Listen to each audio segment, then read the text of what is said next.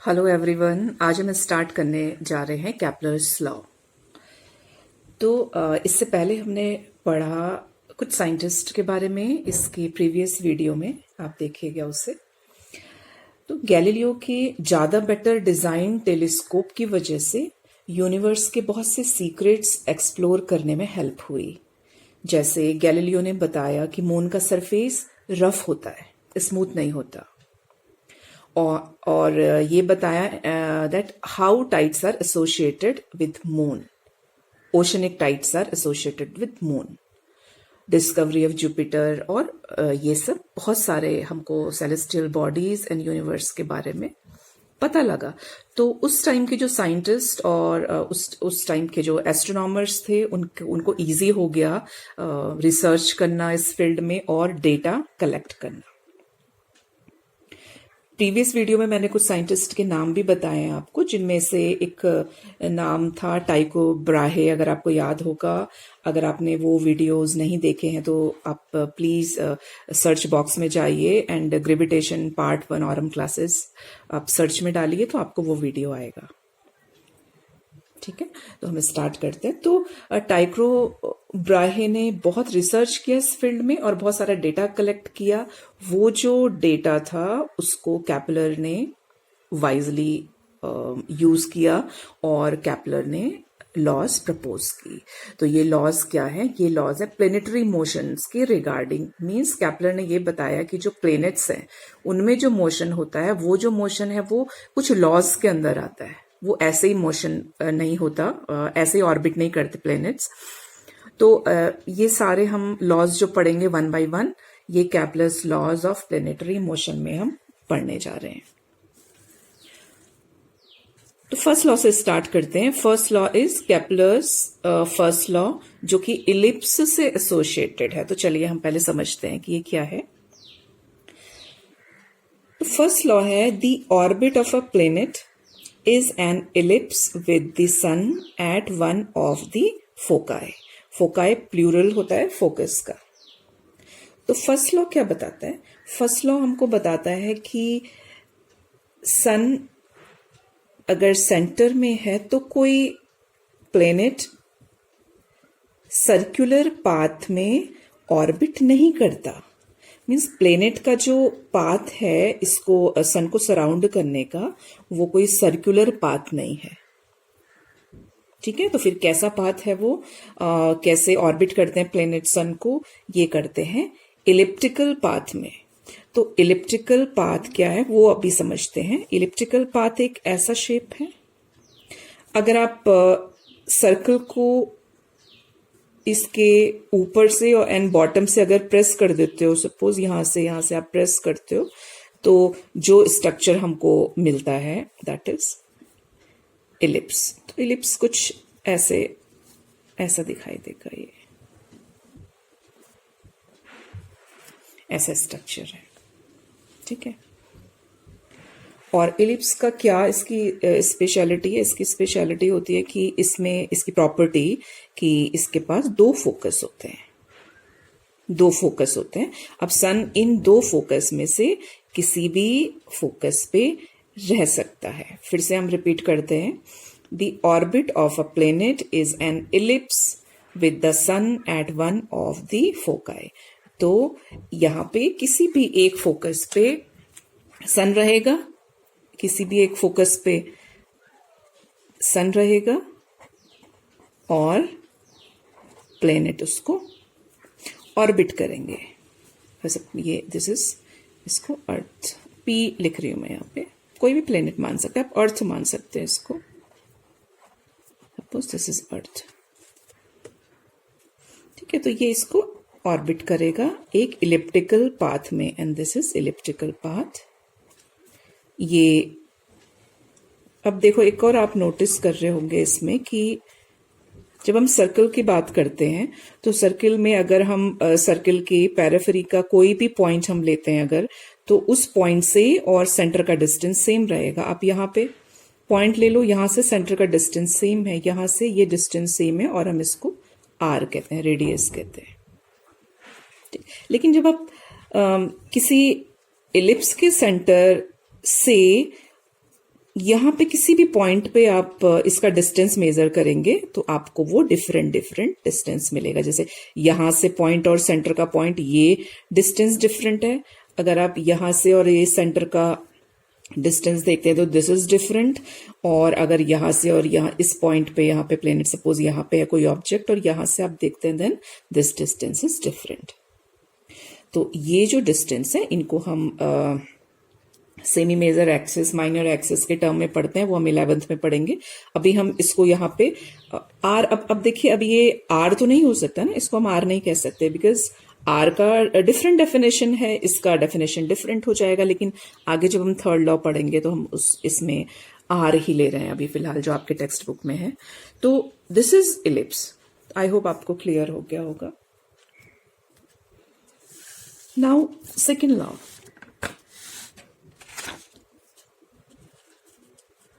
अब second law क्या बताता है हमको? सेकेंड लॉ बताता है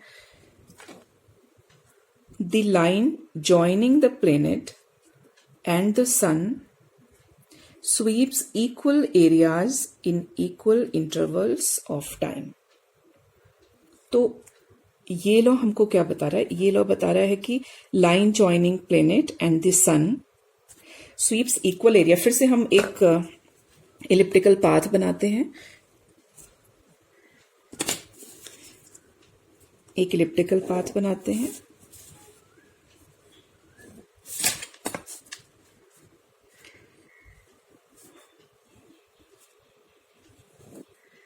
Roughly it will look like this।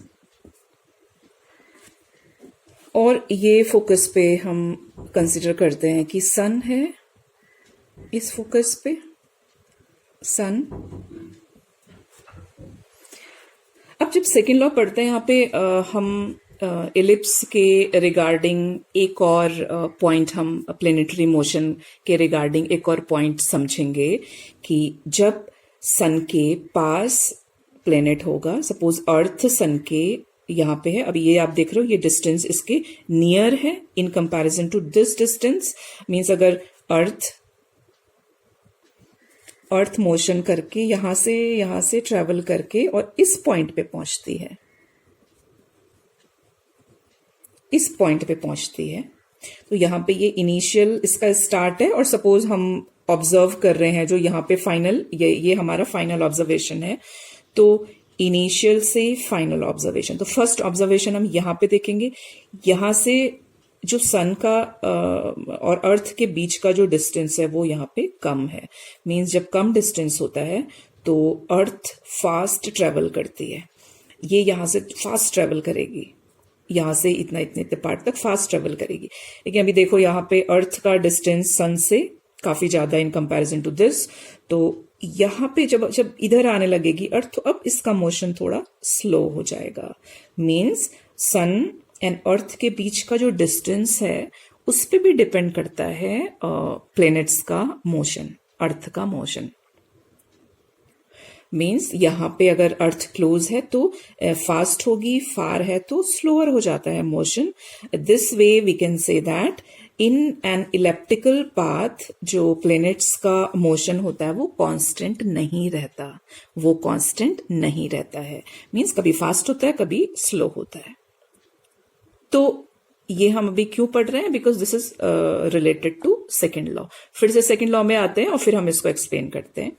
Line joining the planet and the sun sweeps equal areas in equal intervals of time. अब हम ये देखते हैं कि यहां से अगर अर्थ यहां से सराउंड करके इसको ऑर्बिट करती है और अपनी पोजीशन पे पूरा एक पाथ, पूरा एक ऑर्बिट जब कवर करती है तो कितना टाइम लगता है अर्थ को?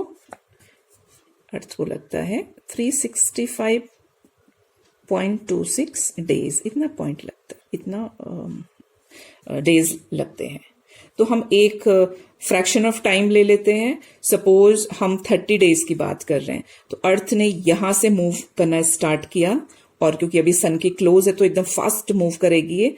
30 डेज में अर्थ यहां पे पहुंचती है। Suppose this time fraction is 30 days, 30 days में यहां पे पहुंचती है। तो कितना एरिया स्वीप किया, इतना एरिया स्वीप किया, ठीक है। तो ये था हमारा इसको हम फर्स्ट एंड सेकंड ले लेते हैं क्योंकि अब हम कंपैरिजन करेंगे दूसरे पॉइंट से। सपोज ये फर्स्ट पॉइंट था, ये सेकंड पॉइंट है अर्थ का। अभी अर्थ 30 डेज का हम पॉइंट पोर्शन ले रहे हैं।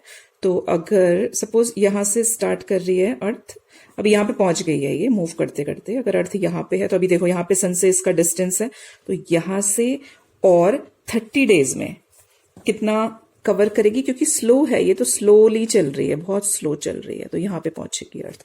इन this case if this is the initial point, तो इसका फाइनल पॉइंट ये होगा, यहां पे पहुंचेगी। और if we will observe the area covered by earth, तो कैसा कोन बनाएगा, एक नैरो कोन मिलेगा आपको, देखिए इतना एरिया कवर करेगी, ठीक है।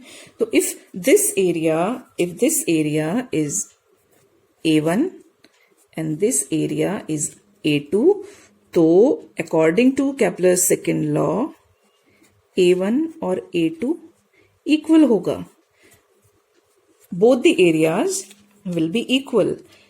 तो फिर से अब आप ये हमने एक्सप्लेन किया, अब इसको रिलेट करते हैं। The line joining the planet and the sun, ये प्लेनेट एक पर्टिकुलर 30 डेज के टाइम इंटरवल में जो एरिया स्वीप कर रही है, A1 एरिया स्वीप कर रही है, और अगर हम उसको दूसरे किसी और एरिया से कंपैरिजन करें, आप कहीं पे भी पॉइंट लेके कंपैरिजन कर सकते हैं, तो यहां पे जो एरिया स्वीप किया, ये दोनों एरिया क्या होंगे, areas in equal interval of time it will sweep equal area, ये इक्वल एरिया स्वीप करेगी।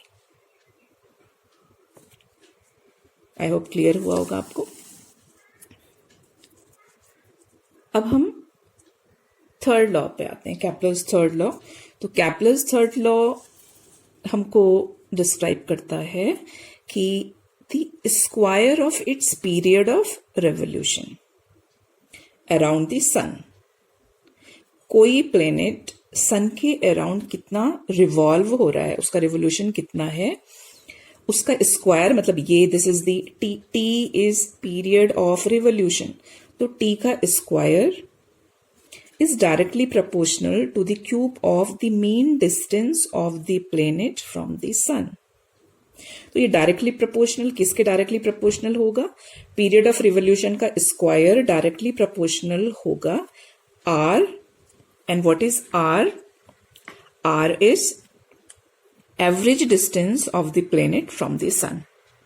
तो फिर से इसको ड्रॉ करके देखते हैं, ड्रॉ करके समझते हैं इसको। अगेन एक इलिप्स बनाते हैं,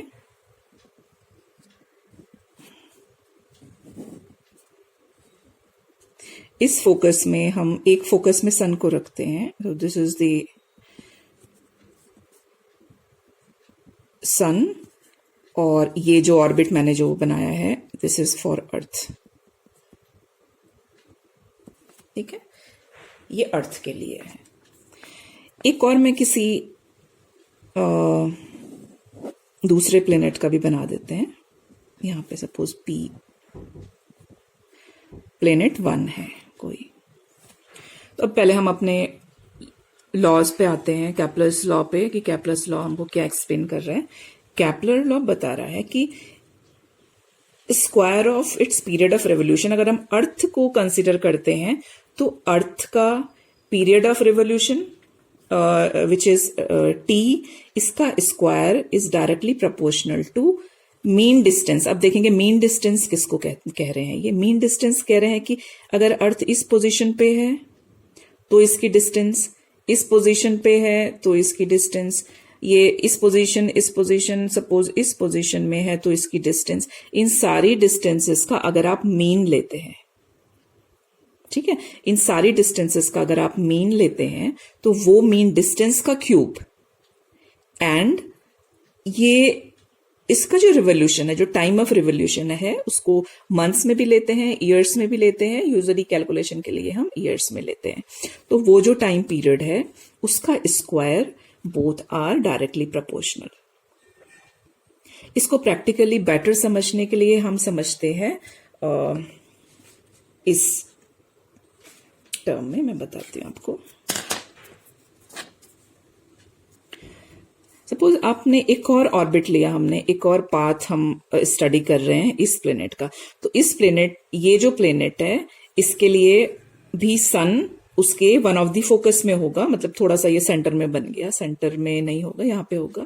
तो इस प्लेनेट के और इसके हम अगर रिवोल्यूशन की बात कर रहे हैं तो सन से इसका भी कोई डिस्टेंस होगा, फिर ये इस पॉइंट पे आएगा तो सन से फिर इसका कोई पर्टिकुलर डिस्टेंस होगा, फिर इसका डिस्टेंस होगा, इसका डिस्टेंस होगा, इस सब का भी mean R, average distance of planet from the sun, इसका भी अगर हम आर लेते हैं और इसका भी हम टी का स्क्वायर करते हैं, इस वाले प्लेनेट का भी हम आर का क्यूब करते हैं, तो इसकी वैल्यू भी इसकी T square divided by R cube, इसका वैल्यू, अर्थ का वैल्यू, आप मरकरी, वीनस, मार्स, कोई भी प्लेनेट ले लो, सबका वैल्यू जो आता है वो कांस्टेंट आता है। ठीक है, मींस इस प्लेनेट का जो पीरियड ऑफ रेवोल्यूशन है उसका स्क्वायर करिए, उसको डिवाइड कर दीजिए आप, इसका जो मीन डिस्टेंस है, एवरेज डिस्टेंस प्लेनेट का, इस प्लेनेट का सन से, उसको क्यूब करिए और कैलकुलेट करिए, तो एक नंबर आएगा 3.34 के अराउंड होता है, वो नंबर कांस्टेंट होता है, वो वैल्यू कांस्टेंट होती है। सेम विद अर्थ, आप अर्थ का पीरियड ऑफ रिवोल्यूशन का स्क्वायर लीजिए, उसको डिवाइड कर दीजिए आर क्यूब से, आर मतलब अर्थ का एवरेज डिस्टेंस प्लेनेट और अर्थ और सन का, उसको अगर आप क्यूब कर दीजिए तो जो वैल्यू आएगी कैलकुलेट करके वो के वैल्यू कांस्टेंट होगी। ठीक है, तो आई होप आपको क्लियर हुआ होगा। अगर आपको कोई प्रॉब्लम लगती है, कोई सजेशन आपको देना है तो आप कमेंट सेक्शन में लिख सकते हैं। Thank you.